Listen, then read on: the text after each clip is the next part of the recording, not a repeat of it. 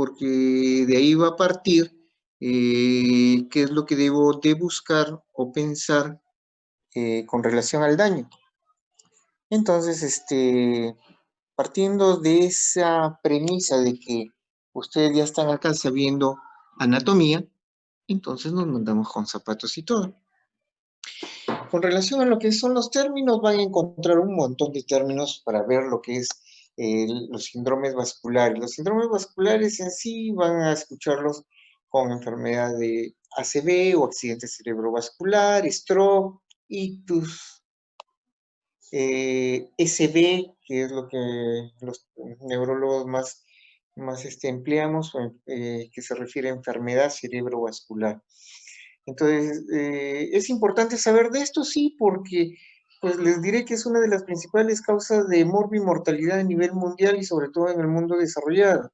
Y nosotros siendo un país que apuntamos para ello, no somos tan ajenos.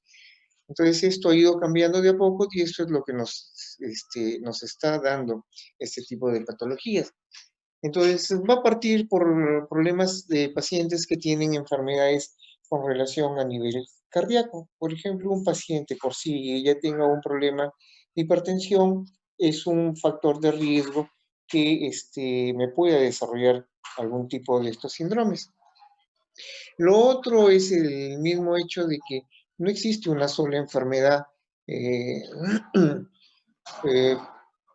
vascular como tal, no es que solo me da a nivel cerebral. Generalmente cuando ya me da a nivel cerebral es porque este paciente o ha tenido una hipertensión, una angina de pecho, algunas claudicaciones a nivel periférico que me pueden estar conllevando a producir algún tipo de enfermedad.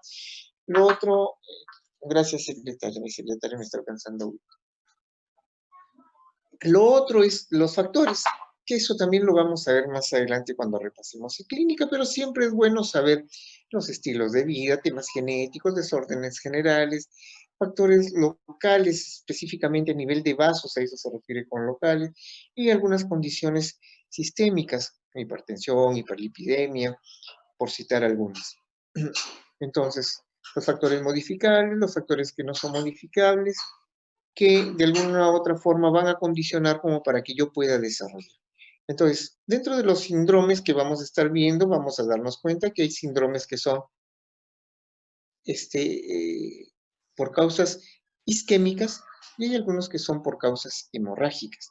Y las causas isquémicas, pues sí, puedo tener algo tan focal como un trastorno isquémico agudo o un TIA que le dice, o algo más regional que me puede afectar parénquima. Entonces ahí voy a tener un infarto cerebral como tal, o algo más global que me puede dar, por ejemplo, algo que me pueda dar más global, que me pueda afectar a ambos hemisferios cerebrales, sobre todo el encéfalo, por ejemplo, un tema, una encefalopatía hipóxico-isquémica, que es una de las probables causas que me pueda desencadenar ello. Y lo otro va por el tema hemorrágico. En lo hemorrágico, sí, pues vamos a tener dos grandes, aquello que da por algún sangrado dentro del parénquima cerebral o aquello que se da a nivel subaracnoideo por ruptura de alguna malformación, específicamente un aneurisma. Entonces me va a dar, dependiendo la zona, me va a dar algún tipo de patologías. Entonces tenemos stroke hemorrágico o SB hemorrágico y tenemos un SB isquémico o un ACV isquémico o un ACV hemorrágico.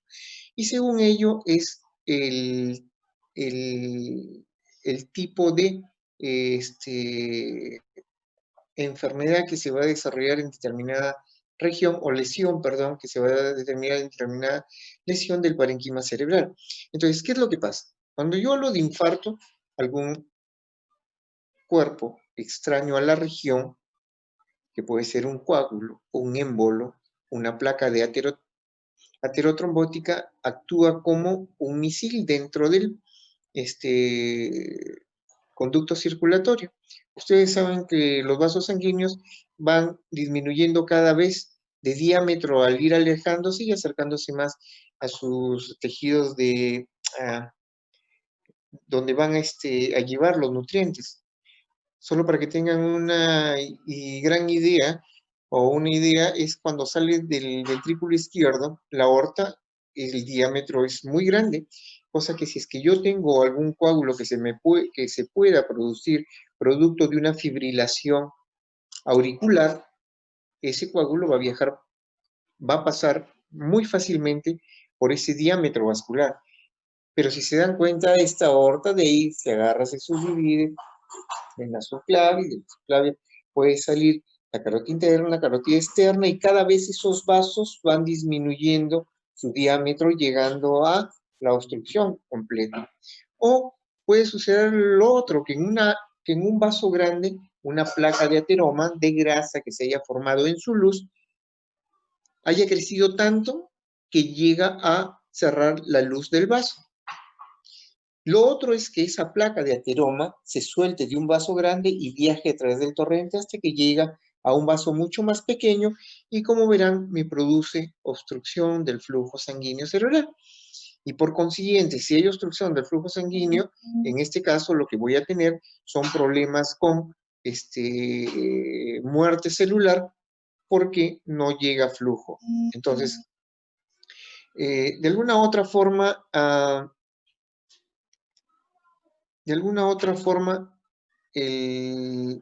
la ausencia del flujo sanguíneo me va a estar generando alteración en la región o zona del cerebro especializada en determinada acción. Algo parecido tiende a suceder con los temas hemorrágicos. Va a depender también la zona donde se da. La sangre tiende a hacer o a generar un efecto o un factor irritante dentro del parénquima cerebral, produciendo más que todo dolor. Por ejemplo, si yo tengo un paciente que me viene con un inicio súbito de pérdida de fuerza en un hemicuerpo caracterizado por dolor intenso, entonces lo que yo debería estar pensando en un SB o un stroke isquémico o hemorrágico. Cualquiera de ustedes.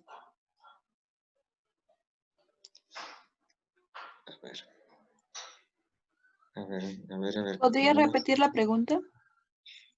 Si yo tengo un paciente que me viene con una hemiplegia derecha de inicio súbito, acompañado de cefalea intensa, ¿cuál sería mi primera sospecha? ¿En un SB isquémico o un SB hemorrágico?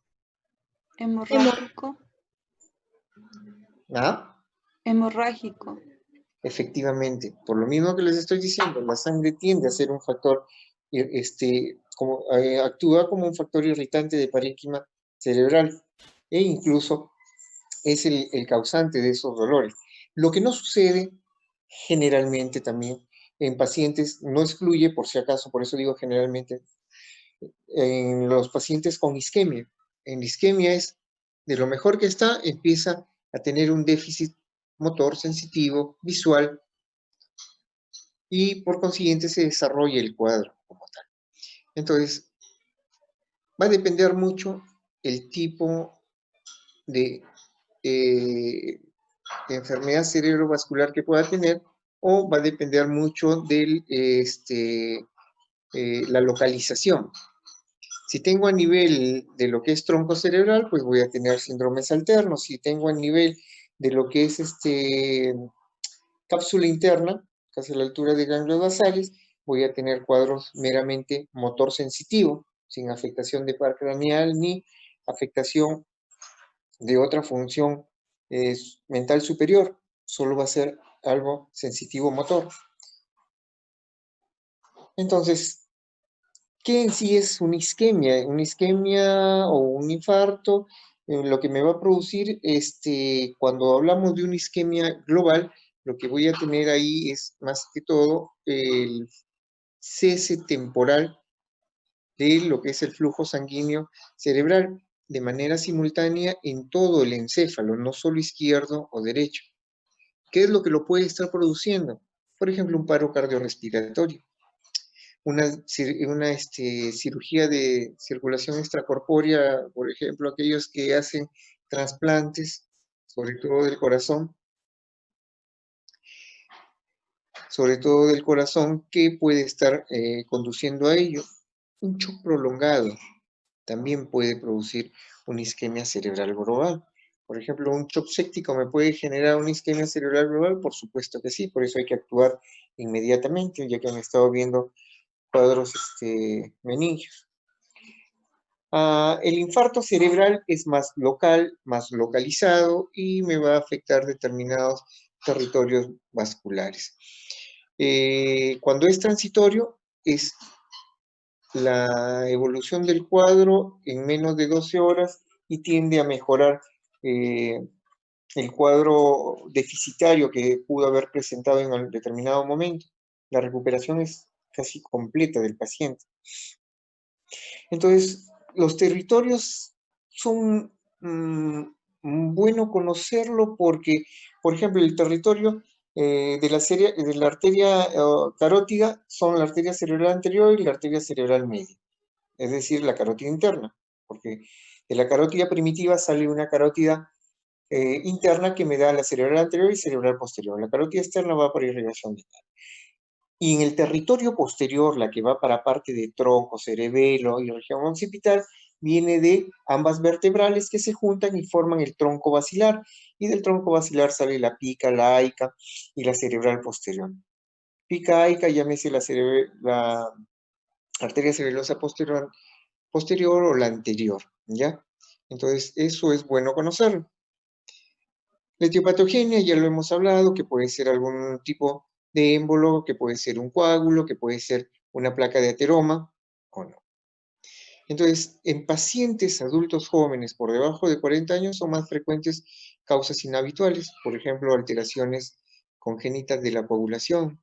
Algunos nacen con algunas anomalías congénitas, con coagulopatías, vasculitis, displasias.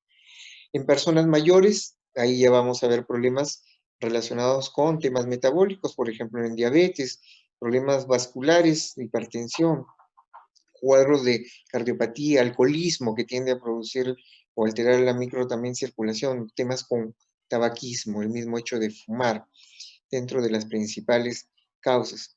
Entonces, ¿hacia qué es lo que apuntamos? Vamos a este cuadrito de acá, que es lo que más nos permite hacer entender.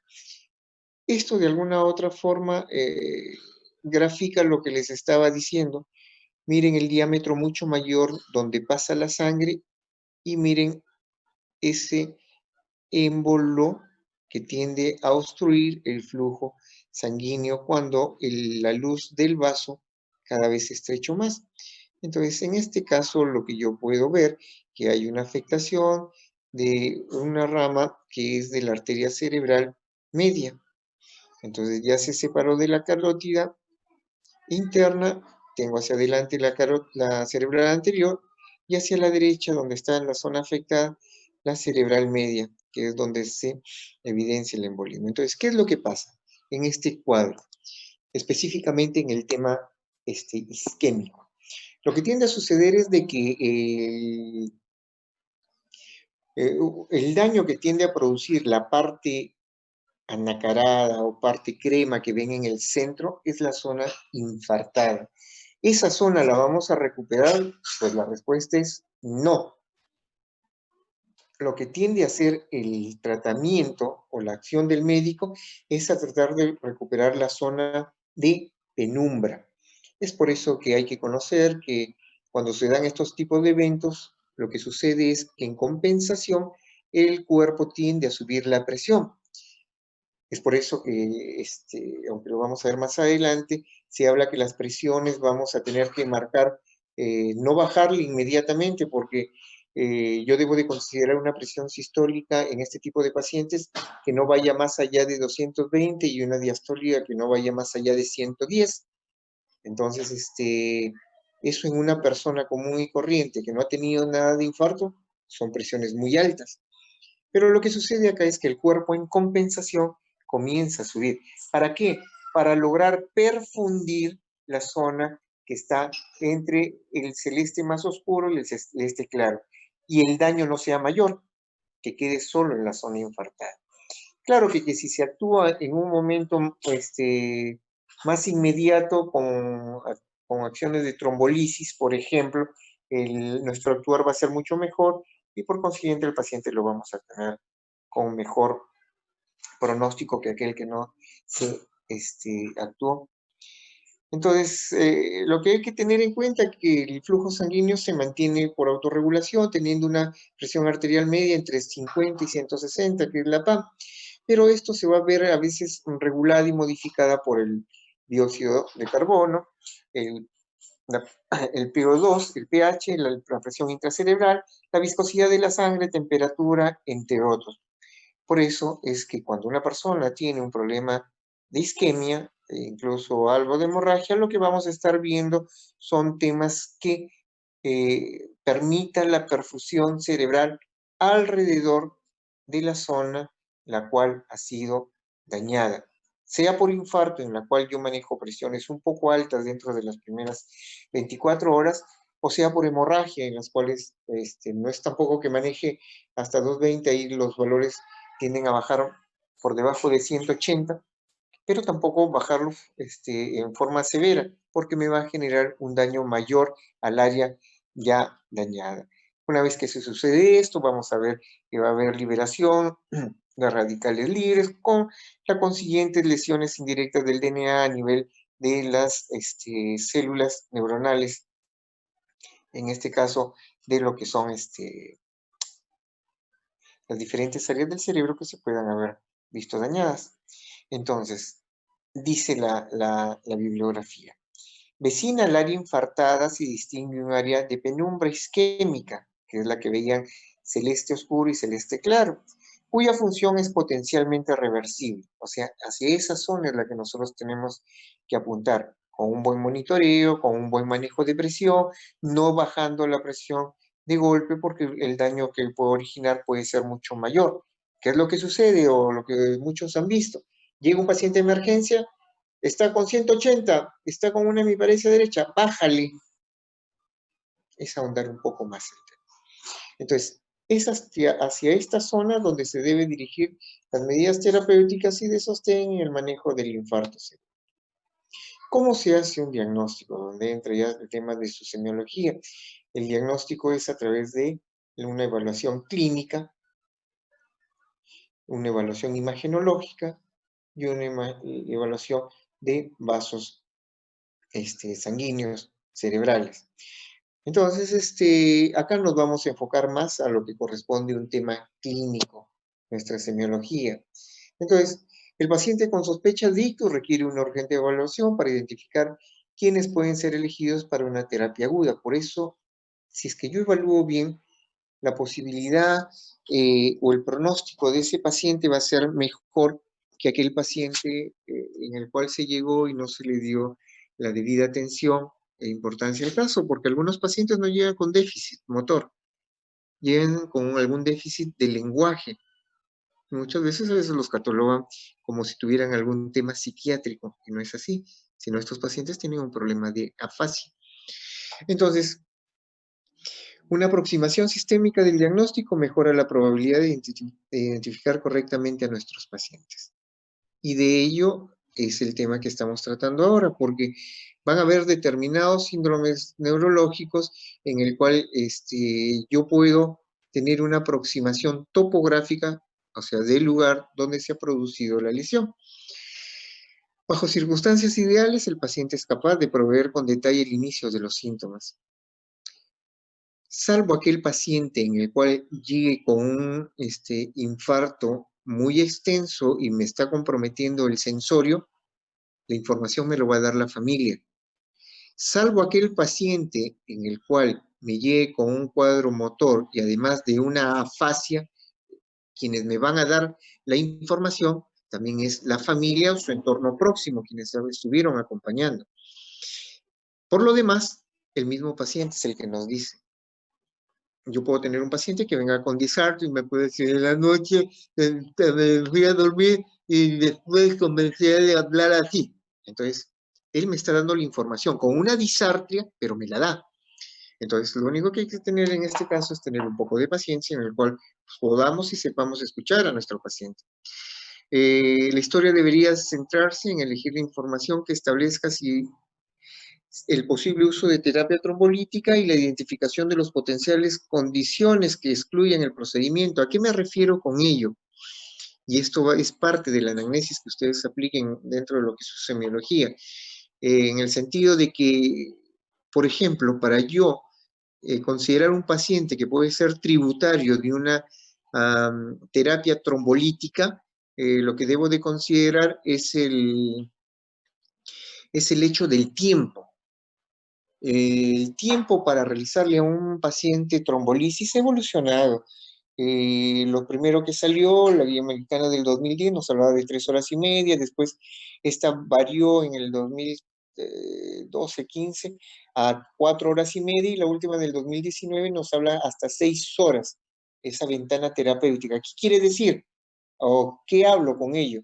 Es de que aquel paciente que me tuvo un infarto cerebral, la posibilidad de que mejore va en proporción a el momento en el cual yo puedo hacer trombolisis. ¿Cómo actúa la trombolisis?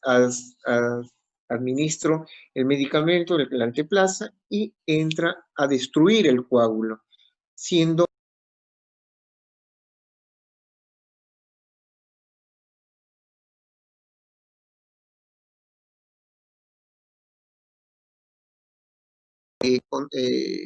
evaluar en qué momento fue el, el infarto en sí. Pero doctor, la mayoría de infartos dicen que se da durante la noche. Sí, bien cierto, no dicen, es la estadística refleja así, que la mayoría de infartos Entonces, ¿cómo voy a poder diferenciar o catalogar que un paciente pueda ser tributario de una trombolisis si la familia recién se ha dado cuenta a las 6 de la mañana? Entonces, ahí lo que vamos a entrar a tallar es con el tema de los tiempos. A ver, señora, su papá es señora, su esposo es una persona de 70 años que, bueno, él duerme de continuo, ¿no, doctor? Mi esposo se levanta cada 2, 3 horas a orinar porque sufre de la próstata. Ah, ya.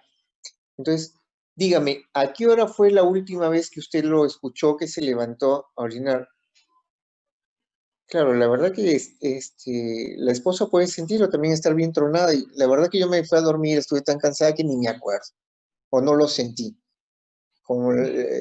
Pero lo que sí sucede con la mayoría de personas es que le dicen, bueno, doctor, mire, nos hemos ido a dormir, eso de las 12 se fue al baño, y de ahí lo sentí a las 3 que él se fue, regresó a la cama, y de ahí ya no he vuelto a sentir.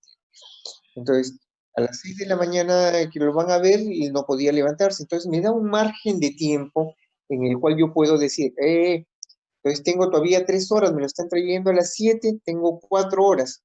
Le hago la tomografía que me dura un promedio de 15 minutos, entonces estoy teniendo un paciente que es potencialmente beneficiario de realizarle una trombolisis con un mejor pronóstico. Entonces, ahí es donde dicen el uso de ciertas señales antes, después del almuerzo ayudarán a establecer el tiempo de la enfermedad. O si no, no, se levantó. No, doctor, se levantó, desayunó a eso de las 8 o 9, se peinó, se arregló y salió. Y a eso de las 11 nos han llamado del trabajo. Entonces, tengo 2 horas de tiempo que me va a permitir. Entonces, la, el hecho de adquirir una información adecuada me va a permitir de que estos pacientes puedan estar teniendo algún tipo de beneficio con relación a la posibilidad de darle tratamiento trombolítico. Entonces, esos datos nos ayudan muchísimo, no solo el decir, tiene hemiplegia, tiene hemiparesia, tiene una hemianopsia, tiene una afasia, una apraxia, disartria, XY.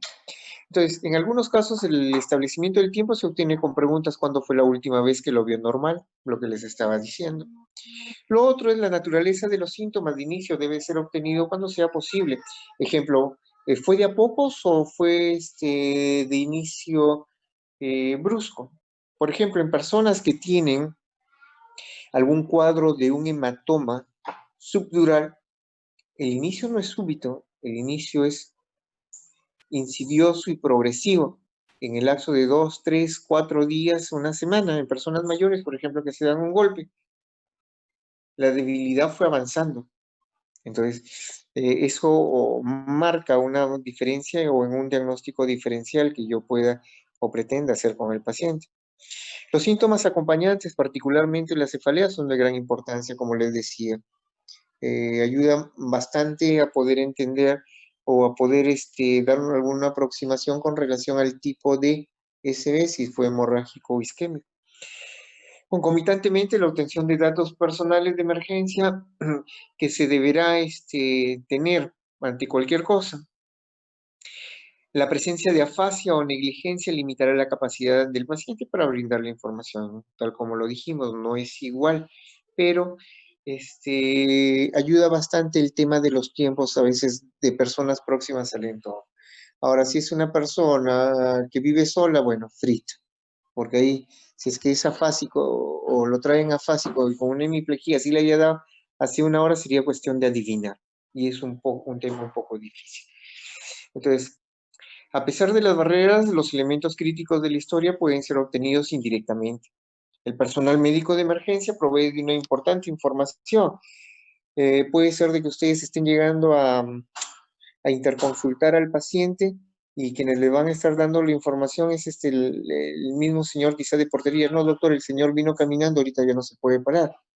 Entonces eso quizá ni la misma familia lo da o él mismo llegó con cierta debilidad y ahora no se puede parar, ha sido algo que ha ido progresando. Entonces, los miembros de la familia proveen información importante, sí, y el historial médico también debe ser obtenido en forma oportuna. Hipertensión, diabetes, dislipidemias son factores que son muy importantes para una buena evaluación. También determinación eh, de tratamiento adjunto al que daríamos para el SB. El examen debe de centrarse en la identificación de signos de lateralización hemisférica o disfunción del tronco encefálico consistentes con una isquemia o una disfunción cerebral o una alteración cerebral focal. Frecuentemente los hallazgos del examen son observados durante la obtención de la historia. Sí, por ejemplo, ustedes están preguntando, el paciente les está dando información y empieza a hablar que con un lado de la boca no articula bien, ya lo estoy recibiendo. La escala de NIS es una herramienta de evaluación clínica que debe ser obtenida. En la escala de NIS yo veo funciones mentales superiores, evalúo partes motoras, tanto de miembros superiores, de miembros inferiores, de un lado o del otro, veo el tema de disartria, veo temas con negligencia o no, pero no es el tema acá. Valores anormales no soportan o refutan el diagnóstico de ictus. Exacto. Y valores que yo encuentro en una evaluación clínica no se desdicen de lo que yo puedo encontrar en una tomografía. Por eso es muy básico y elemental hacer una buena evaluación a los pacientes que me vienen con problemas del tipo de déficit motor, porque muchas veces al paciente ni siquiera lo tocamos, la familia nos dice, le pedimos una tomografía, vemos, y no encontramos nada. Entonces no le damos la importancia y lo dejamos ahí, debe estar haciéndose, cuando quizá perdimos tiempo valioso como para actuar y definir. Esa es la famosa escala de NIS,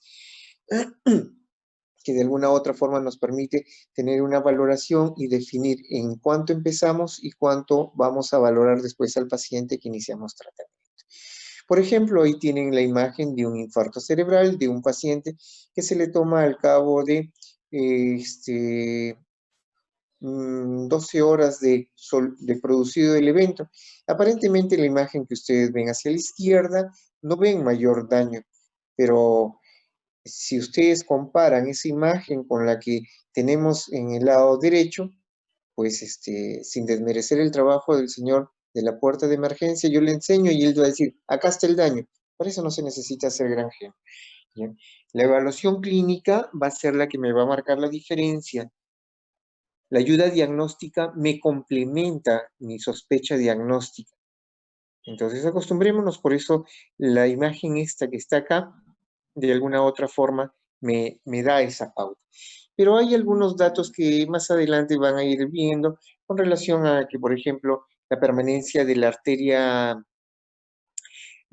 cerebral media, cómo se ve más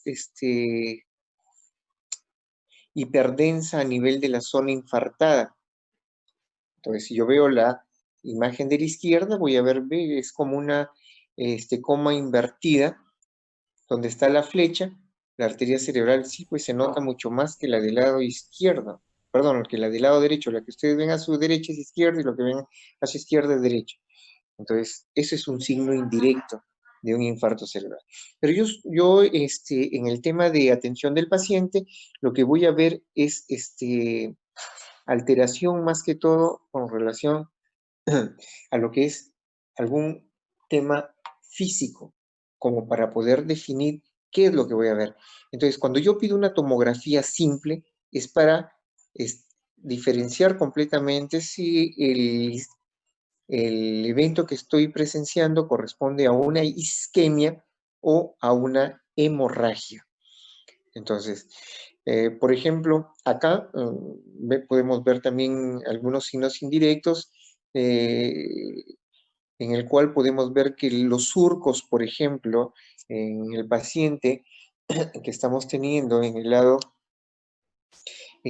derecho, comparados con la del lado izquierdo, en el lado izquierdo los surcos son mejor definidos que en el lado derecho. ¿Por qué? Porque el edema que me produce la inflamación producto del infarto hacen que estos tiendan a hincharse y los surcos se vean menos definidos que en el otro lado.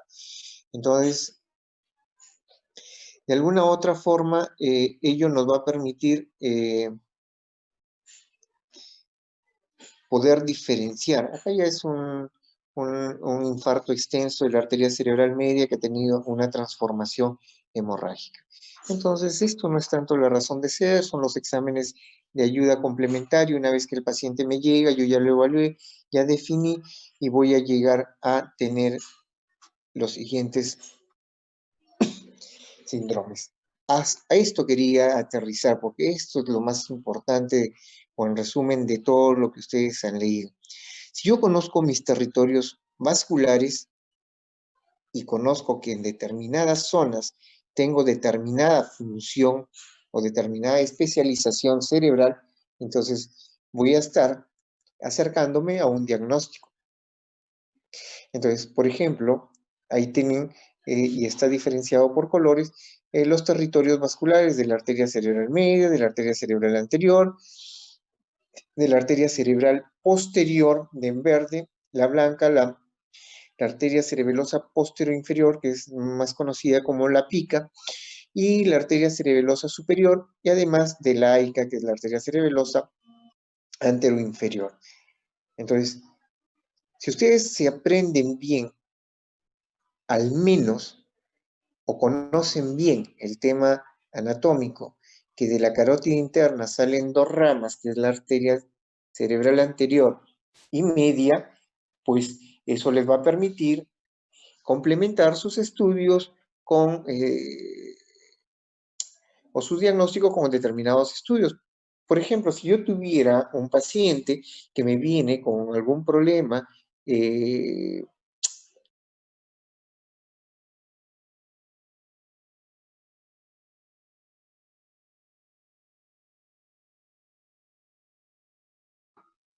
¿cuál sería la respuesta? Sí, no, aunque sea uno de ustedes que responda. A ver, vamos a ver voluntarios. Vuelve a repetir la pregunta, no la entendí. Si yo tengo un paciente que me viene con un infarto cerebeloso, yo le pediría un estudio de un eco carotidio o un ecocardiograma carotidio, o un ecodoppler carotidio. La respuesta es sí o no. ¿Y por qué sí y por qué no? Acá no es tanto clínica, acá es anatomía.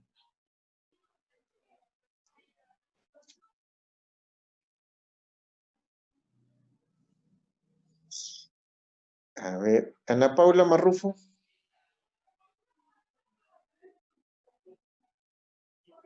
Ana Paula.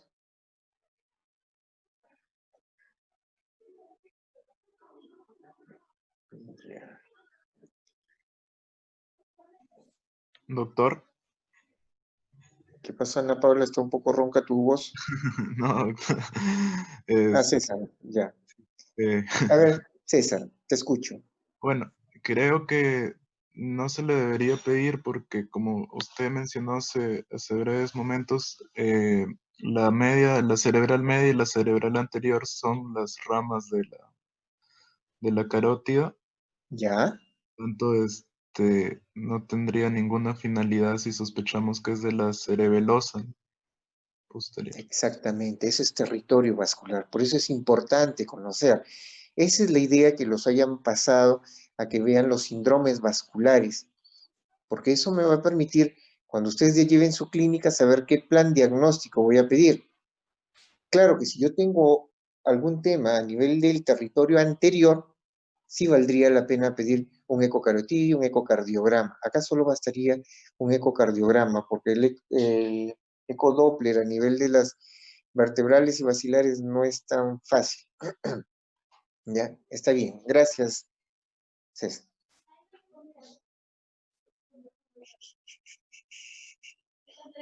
Gracias, César. Muy bien. Entonces, tengo, por ejemplo, a nivel de lo que sucede en la arteria cerebral anterior, la obstrucción de esta rama, ¿qué es lo que me va a producir? Me puede producir alteraciones como desviación de la mirada, una oculocefalia o una oculocefalia ipsilateral hacia el lugar de la lesión, incontinencia urinaria, reflejo de liberación frontal, abulia, apatía, trastornos del comportamiento, entre otros. ¿Y por qué acá no hay una afectación motora? ¿Mm? ¿Por qué acá no habría una afectación motora? Edwin García.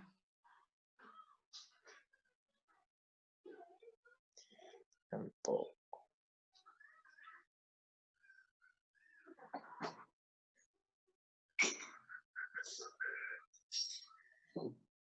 Luis Enrique Callao.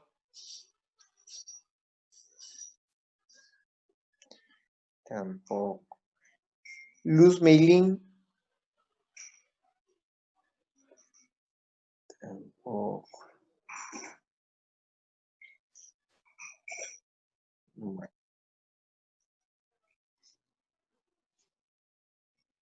Bueno. Puede ser porque no es el área que afecta al área motora. ¿Dónde está el área motora? En la corteza cerebral.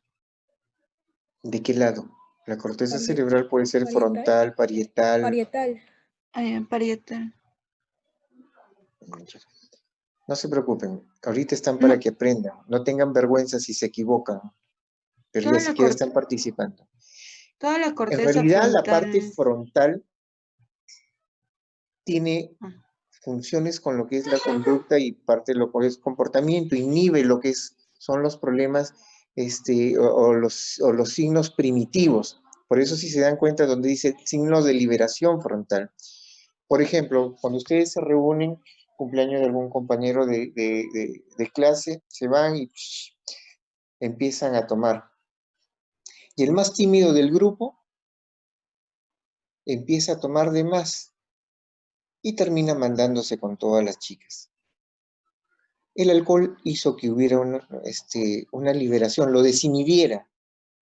Se pone el más bailarín, se pone el más enamorador. Cuando alguien dice, oye, ¿qué le pasó? El tema del alcohol. Liberación frontal. La parte anterior del lóbulo frontal me controla ello.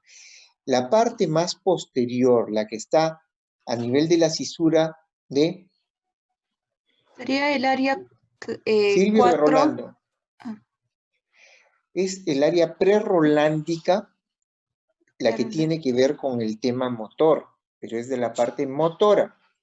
La cisura de Rolando me divide el lóbulo frontal del lóbulo parietal.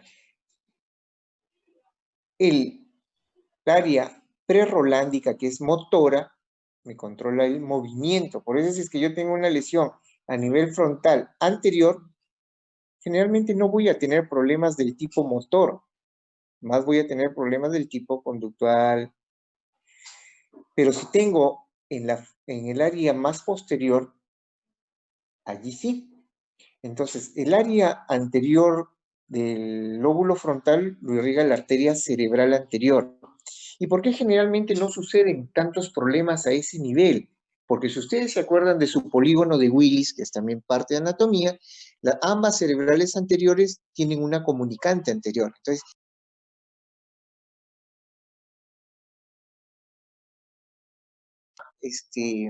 a compensar en algo. O sea, no es tanto el daño que tiende a producirse. Lo que no sucede con la cerebral media, porque no hay ninguna comunicante con la del otro lado. Entonces, ¿qué sintomatología puedo tener? Reflejo de liberación frontal, abulia, apatía, trastornos del comportamiento, entre otros. Si se han dado cuenta, no hay casi temas del tipo motor. Pero ¿qué pasa? Acá viene la grande, la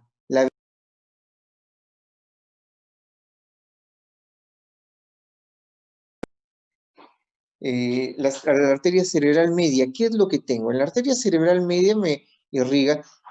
Volvamos a nuestro cuadrito. Miren, el territorio de la arteria cerebral media.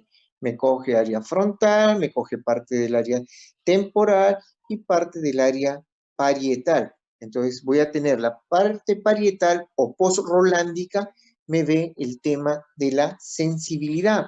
Entonces, ¿qué es lo que voy a tener a ese nivel? Voy a tener prácticamente problemas como del tipo motor. Puedo tener una hemiplegia, puedo tener una hemianopsia. Recuerden el recorrido de las cintillas ópticas hacia atrás. El nervio óptico llega al quiasma y del quiasma ya se dirige hacia el área óptica occipital, pasando por todo ese recorrido. Entonces, si tengo una afectación a nivel de la arteria cerebral media, puedo tener una hemianopsia. Un lado de mi campo visual no voy a poder diferenciarlo bien. Entonces, ¿qué más voy a tener? Una hemipoestesia. Estoy diciendo que también me afecta la parte parietal. Entonces, si me digo que me va a generar también una hemipoestesia, entonces la sensibilidad va a estar afectada. Y voy a tener alteraciones con lo que es el lenguaje, no el habla. El habla es esto. ¿Cómo te llamas? Enrique Tamirano Mego. Eso es el habla, es tengo problemas con la articulación de la palabra. Eso es disartria. Pero cuando me preguntan, ¿cómo te llamas? Y es como que estuviera sordo y mirar, o quiero contestar porque sí entendí el mensaje, pero a la hora de devolverlo, no me salen las palabras que tengo que emplear, o dónde vives, sé por dónde vivo, sé que escuché y sé la respuesta, pero no me sale el mensaje. Eso es afasia de expresión o afasia de comprensión, en la cual yo puedo tener las dos, una afasia mixta, ¿ya? Entonces, eso va a suceder siempre y cuando el infarto de la arteria cerebral media sea en el lado dominante. Entonces, ¿cuál es tu lado dominante, Alejandro Tábara?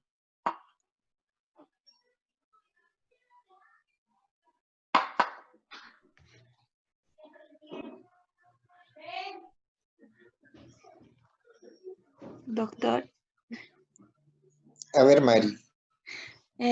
Bueno, en mi caso sería mi lado izquierdo, porque yo más manejo mi mano derecha, toda mi Exacto. parte derecha. El lado dominante no es el lado que, al menos en el cerebro. En el cerebro mi lado dominante no es el lado que manejo, con el cual domino mi mano, sino es el lado contralateral. Por eso en la anamnesis preguntamos, al menos para el tema neurológico, siempre preguntamos dominancia, derecha o izquierda. Y en esa dominancia lo que vamos a estar viendo es el tema del lado en el cual se puede haber afectado. Porque si es que yo soy izquierdo y tengo una hemiplegia con una hemianopsia derecha, con una hemicoestesia también derecha, entonces, oye, ¿pero qué pasó con este pata? Se sale de la norma. No es que se sale de la norma, sino que su lado dominante no está en el lado izquierdo de su cerebro, sino está en el lado derecho. Entonces, en este caso, de este zurdo, si tuviera algún tema de isquemia a nivel de la arteria cerebral media, sería al contrario, una hemiparesia o una hemiplegia izquierda con una hemianopsia, por consiguiente, de campo visual izquierdo. Acá es, cuando sucede lo de acá es campo visual derecho. ¿Ya? ¿Entendido? ¿O algo? Por favor, eso sí me interesa. Doctor, ¿puede repetir, por favor? Ya. A ver, cuando yo tengo afectaciones tanto del área motora, prerolándica, del área postrolándica, sensitiva, tengo alteración de campo visual y tengo una afasia, siendo mi paciente una persona de dominio o dominancia derecha, o sea, de mano, mi problema está a nivel del hemisferio cerebral izquierdo. Soy más fino a nivel del territorio de la arteria cerebral media izquierda. ¿Por qué no podría ser de la cerebral anterior? Porque la cerebral anterior no llega hasta la zona parietal, es más frontal anterior y parte baja de del lóbulo temporal. ¿Ya? Entonces, tengo alteración motora en un lado, alteración sensitiva en el mismo lado, además, problema de campo visual. Lo que yo debería estar pensando que mi problema es a nivel de hemisferio cerebral izquierdo, si es que soy derecho, o sea, si mi dominancia, cuando hablo de dominancia, es la mano que manejo. Si mi dominancia es derecha, mi afectación, si es que hay una lesión en este lado, es izquierda. Si mi dominancia es izquierda y tengo una lesión en este lado, voy a tener una fascia, pero que va a estar en el lado derecho. Recuerden que la vía piramidal se entrecruza. Entonces, ¿qué significa? Que lo que yo tengo de daño cerebral en el lado derecho se ve reflejado en mi cuerpo del lado contralateral, izquierdo. Si mi lesión es derecha, izquierda. Si es izquierda, será derecha. Es cruzado. ¿Ya? ¿Se captó? ¿No se captó? Vuelvo a repetir. ¿Hay pacientes que pueden efectuar esa regla o no? Claro. Si es que yo soy zurdo o soy izquierdo, debería de efectuar la regla que si es que estoy en hemiplegia derecha, debería tener afasia, sí. Ahora, si te refieres de que si mi lesión motora es izquierda o mi déficit motor es izquierdo, mi déficit está en el lado derecho, sí, sí puede ser.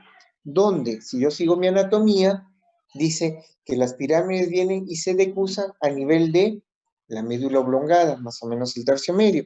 Ahí ya estamos hablando que las lesiones de la médula oblongada, si es en el lado derecho, me va a dar un déficit derecho. ¿Ya? Y eso es conocer parte de anatomía. 2. Si yo tengo ya una lesión a nivel de médula oblongada con alteración, ahí ya vienen los famosos síndromes alternos. Espérenme un toque antes de pasar la cerebral media. Entonces, cerebral media, tengo alteración del segundo par, tengo alteración sensitiva, tengo alteración motora, y dependiendo si es en zona dominante, voy a tener una alteración de función mental superior. ¿Cuál es esa alteración de función mental superior? La fascia. ¿Qué es la fascia? Es el tema del lenguaje. Entonces, si yo lo tengo alterado, voy a tener una afasia. ¿Ya?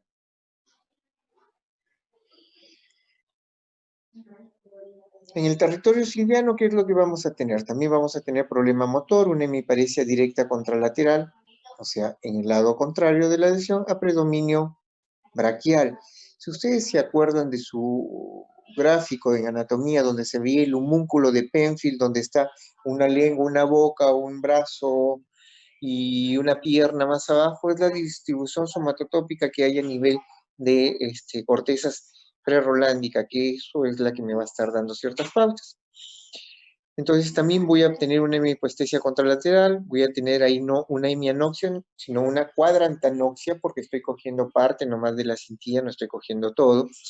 Voy a tener afasias como la de Broca o de Wernicke, no va a ser una afasia global, y voy a tener una hemiasomatognosia en el hemisferio derecho.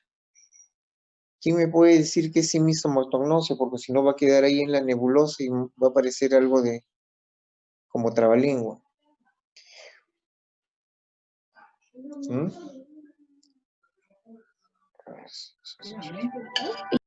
Con dos. A ver, jóvenes. A ver, Valeria. Gracias. Gracias por la formalidad. Sí, doctor, podría ser que, según lo que entendería, sería la falta de lograr el conocimiento de donde estás teniendo una sensación de la mitad de un hemisferio. O no sé si me deja entender. Por ahí estás tibia, estás como que la tienes sin... Les voy a contar esto en una historia. Estábamos pasando visita en el Instituto de Ciencias Neurológicas y llegó un señor, nos tocó hacer la historia y ¿cuál era la historia? El señor se movía con cierto déficit a nivel izquierdo. Entonces, no era un déficit tan marcado, habrá sido un 4/5 a 3. Entonces, este paciente, ¿cuál era la historia? Que la familia lo relata. El paciente nos da información, pero lo complementamos con la familia. Entonces, ¿qué es lo que decía la familia? Mire, doctor, eran como la 1 de la mañana y mi papá estaba en su cuarto y empezó a gritar, auxilio, vengan, hay un hombre en la casa. Entonces entran, prendieron la luz y vieron de que, papá, ¿qué pasa? Acá lo tengo. Pero papá, ¿qué pasa? ¿Qué tienes? Hay un hombre, acá le he cogido de la mano. Todos miraban para todos lados. ¿Y qué sucedía? De que el paciente se estaba cogiendo el lado contralateral de su cuerpo. Entonces, ¿qué es lo que sucedía? De que este paciente de alguna otra forma estaba desconociendo la mitad de su cuerpo. Es una sin somato cuerpo nocia, conocimiento de su cuerpo. Pero eso sucede en aquellos en la cual la lesión es en el lado derecho del lóbulo parietal. ¿Ya? Entonces, eso es semiología.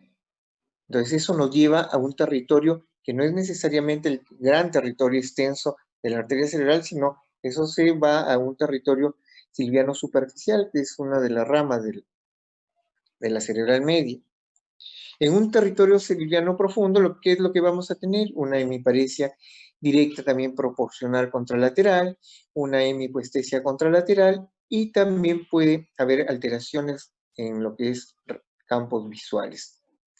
Cuadrantanoxias, hemianoxias, dependiendo cuán extenso pueda ser. A ver, ya lo vi que el doctor Wing entró, no le quiero robar mucho tiempo, pero yo, lo que quiero que capten acá antes de que me hagan preguntas, porque me interesan las preguntas, porque ustedes ya leyeron también parte de las exposiciones anteriores. Esto se los voy a dejar, le voy a enviar al delegado para que les haga llegar. No vamos a hacer tanto trámite burocrático como quería el doctor Lenin.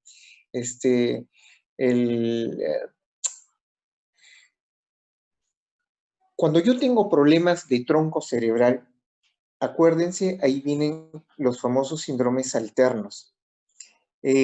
¿Cuándo tengo un síndrome alterno? Cuando tengo compromiso de algún par craneal y veo también afectada la vía piramidal y sensitiva. Acuérdense, si ustedes tienen un paciente con un cuadro de par craneal, se me ocurre, tengo una parálisis facial y tengo una hemiparesia con una hemihipoestesia izquierda, ¿dónde estaría la lesión? ¿Y por qué?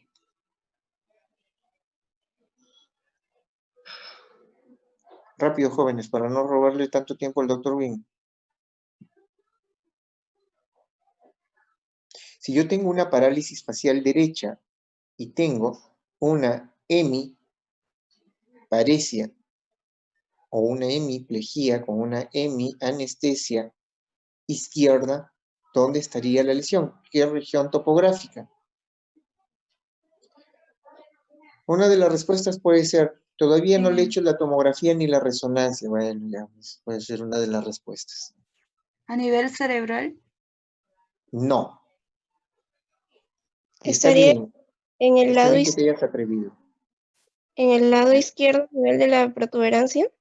Ex- Exacto, pero no es izquierdo, es derecho. Es derecho. Los pares craneales son en el mismo lado de la lesión. Si yo tengo una parálisis, por ejemplo, facial, el que manda ahí es el par craneal. Entonces, si tengo una ptosis con una midriasis, ¿dónde estaría en el ojo, en el lado derecho de mi cara y una hemiplegia izquierda, ¿dónde estaría la lesión?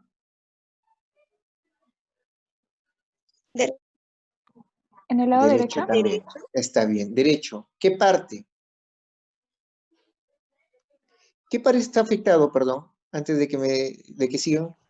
El 3. Tercer par. El tercer par. Muy bien. Está bien. ¿Ya? Tengo afectado el tercer par. Está la lesión en el lado derecho. ¿En qué parte? Cerebro, cerebelo, protuberancia, mesencéfalo, médula oblongada. Protuberancia. Protuberancia podría ser. Pedúnculo cerebral. Mesencéfalo. Mesencéfalo. Entonces, eso es parte de anatomía. Por eso les digo, cuando ustedes entran a hacer semiología, ya tienen una base de anatomía. Entonces, acá, no. El tercero es el único que sale a nivel de mesencéfalo. Entonces, si me dicen que tiene ello, ya, pues es mesencéfalo. También puede tener la hemiparesia o una hemiplegia izquierda, pero el que manda es el par. Esos son los famosos síndromes alternos. Ahí están los de Weber, Webby, por citar un sinnúmero de ellos, ¿ya? Para no estar dándoles tanto nombre y se me rayen. Porque miren, esto que les voy a dejar, en los síndromes van a ver el de Weber, el de Benedict, el de Parinot, el de Weber, el de Cloud. Entonces, no los quiero marear con ello porque ya es mucha fineza. Me interesa con que conozcan los más generales. Conozcan siempre su tercer par craneal, su sexto, su cuarto, su quinto, su séptimo, el octavo, para ver por dónde puede estar la lesión. Otra cosa más, lesiones a nivel de vascular, de nivel cerebeloso, es en el mismo lado. Entonces, si yo tengo una dismetría derecha, ¿dónde está mi lesión? Hemisferio cerebeloso derecho. Es ipsilateral, el mismo. A nivel de encéfalo, antes de la decusación, es contralateral, el lado contrario. ¿Ya? Entonces, el doctor Win ya está. Les agradecería si es que me hicieran algunas preguntas y algunas cosas que quisieran, que no les haya quedado claro, para no robarle mucho tiempo al doctor. Y ojo que a mí me han robado casi 20 minutos el doctor Lenin. Doctor, pero por ejemplo, en eso que dijo del tercer par, que sería Ya, en el mesencéfalo, podría ya. ser también o sea, del mesencéfalo hacia arriba, porque en sí, claro que el tercer par sale desde el mesencéfalo, pero las respuestas vienen desde la corteza cerebral. ¿O estoy mal? A ver. El sistema nervioso trata de ubicarte como si fuera una red de cableado. Parte desde una caja principal que es el cerebro, que esa caja se puede malograr y se afecta todo. Pero puede ser que uno de esos haces solo se malogre y me afecta un foco. Entonces, cuando yo hablo de afectación de vía piramidal, es toda la vía. Ahí hablamos de primera motoneurona. La primera motoneurona parte de la corteza o del área prerolándica y va hasta el asta anterior. Todo ese recorrido hay una sola neurona, ¿ya? Y lo que se afecta es la vía. Entonces, puede ser en cualquier lapso del recorrido de esa vía. Por eso, puede ser a nivel de corteza, puede ser a nivel de cápsula, casi a nivel de ganglios basales, o puede ser a nivel de tronco cerebral o medular, o la misma médula. ¿Ya? Entonces, todo ello puede afectar la vida como tal. Puede ser arriba del mesencéfalo, debajo del mesencéfalo, pero si estamos hablando de que afecta el tercer par, su origen es a nivel, es decir, su origen aparente, porque el núcleo está casi en todo el tronco, ¿ya? Pero por donde se origina o por donde sale, es el lado del Mesencéfalo. mesencéfalo. Ah, ya. ¿Por dónde Ya. emerge el tercero, cuarto, quinto, séptimo, octavo? En la Protuberancia. protuberancia. Exacto. Si yo tengo alguna alteración de ellos que va con... Entonces yo debo de pensar que mi problema está a nivel protuberancial. Por eso se dicen alternos. La vía piramidal va por un lado y la parte de los pares craneales va por el otro. Entonces, métanselo bien en la cabeza y con esto me doy por cumplido. Si es que yo tengo alguna afectación de par craneal, mi lesión es en tronco. ¿Ya? A ver, si yo tengo una afectación de una hemianopsia derecha y una hemiplegia izquierda, ¿dónde está mi lesión? ¿Derecha? Está en la izquierda. ¿En qué lado? ¿Y por qué? Dijo que tenía una hemiplegia izquierda, Ujú. entonces está en el derecho. Si es izquierdo, está en el derecho. Sería Tengo una afectación de campo visual izquierdo. Tengo una hemiplegia izquierda y tengo una afectación de una hemianopsia de campo visual izquierdo. ¿Dónde está mi lesión? Ya, más fácil, solo quiero que me digan, En ¿está la en izquierda. cerebro, está en tronco, está en ningún lado?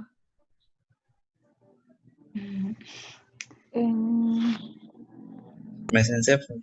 ¿Mesencéfalo también? No. no, tendría que estar más arriba. ¿En el cerebro? Cerebro, pues. Mesencéfalo, Y claro. eso ha sido una pregunta con doble. Y acuérdense, los únicos dos pares craneales que no van a tronco es el 1 y el 2. Es al propósito. El olfatorio y el... Ah, por eso, pues es anatomía. ¿Otra pregunta más? Doctor, respecto a las diapositivas, el anterior delegado era mi compañero Alejandro Juárez, pero él ya no ha decidido no ser más delegado. No sé, ahora soy yo, no sé si le alcanzo mi correo. Apúntame, no sé si me tienes mi número y me escribes por WhatsApp y te lo envío. Listo, doctor. ¿Cuál es su número? 97-965-0304. 97965. 0304. Listo, doctor. Ya, y yo me comunico con usted entonces. Sí, hoy mismo te lo envío y lo compartes con tus compañeros. A ver de una vez, Listo. porque el doctor Lin ya está ahí ya. Ok, doctor, muchas gracias. ¿Algo más? ¿Alguien más? ¿Nadie? Bueno, entonces le doy paso al doctor, y habiéndome excedido 15 minutos. ¿Sí?